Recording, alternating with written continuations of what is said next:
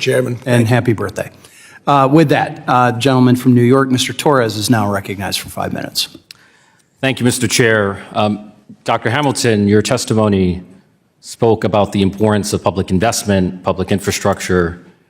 After World War II, the U.S. saw the emergence of the largest middle class the world had ever seen. Is it fair to say that one of the most important ingredients in the creation of post-war prosperity was public investment? Absolutely. Public investment in electrification, in transportation, in mass home ownership, in mass education. And so the lesson of history is that public investment and productivity are not mutually exclusive, but mutually reinforcing. I think that is the point. The point is that public investment can come in many forms. We can build up public infrastructure, and we can invest directly into the American people.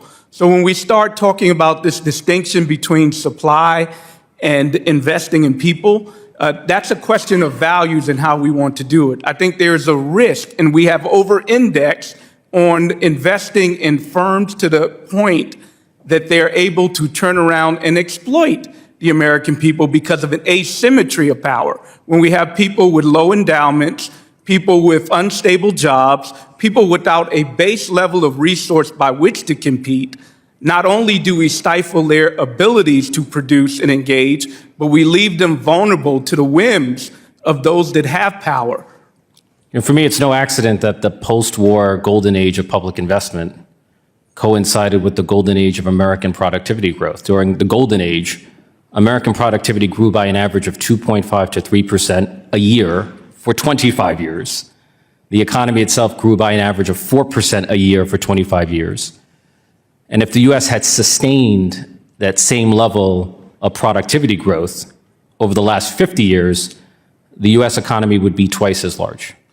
And what's more, Congressman, the real wage growth rate was commensurate. So it was an inclusive growth.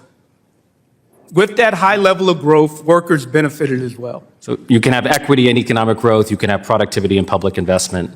No need to create a false choice where none need exist. Mr. Moore, I know you're a great admirer of President Trump.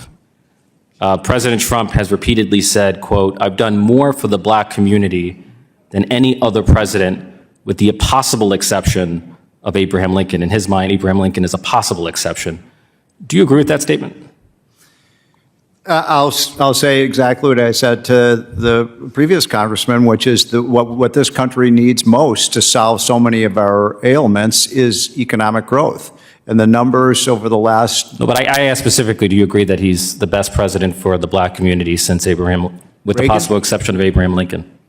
I'm sorry, you said Reagan? Do you think Donald Trump is the best president for the black community, with the possible exception of Abraham Lincoln? Do you agree with that sentiment? I mean, I think it's delusion of grandeur, but I'm curious. I think the two presidents in my lifetime who have done the most to increase the prosperity of America have been Ronald Reagan and Donald Trump.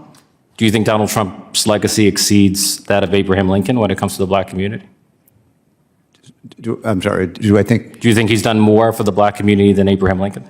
I think that Trump is not a racist. I think Trump is I never said he was a racist. I said, has he done? I'm saying he pursues policies that are good for everyone. I mean, I think do you think the policy that Trump is... Mr. Moore, I think this is a simple question. A rising tide. Do you think President Trump has done more for the black community than the president who abolished slavery? I think Trump's policies are working for black Americans. More than Abraham Lincoln. How about Lyndon Johnson? Has he done more for the black community than President Lyndon Johnson? I don't know. I'm not going to rank all the presidents and what they've done. I'm saying what he has done so far in this term. Mr. Hamilton, do you have an opinion on this? Obviously, the answer is no. But let me even add one other point about that period that you cited, Congressman. The problem with that period is that it wasn't inclusive. Right. We also know, yeah, all right. Right, African Americans were systematically excluded from higher education and home ownership.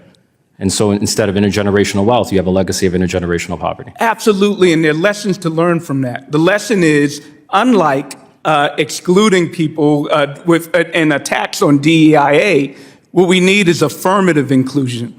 we can ensure that everybody benefits from the regress of America. We need to design, manage, and implement policies in a way that make sure that your humanity alone makes you eligible and you're not excluded. I see my time has expired. Thank you. Gentlemen, time has expired. With that, the chair will note that we do have a 1 o'clock hard stop, so we are trying to get our folks in as quickly. During a congressional hearing, Rep. Ritchie Torres highlighted the role of public investment in driving America's post-World War II economic boom, arguing that infrastructure, education, and housing programs helped build the modern middle class.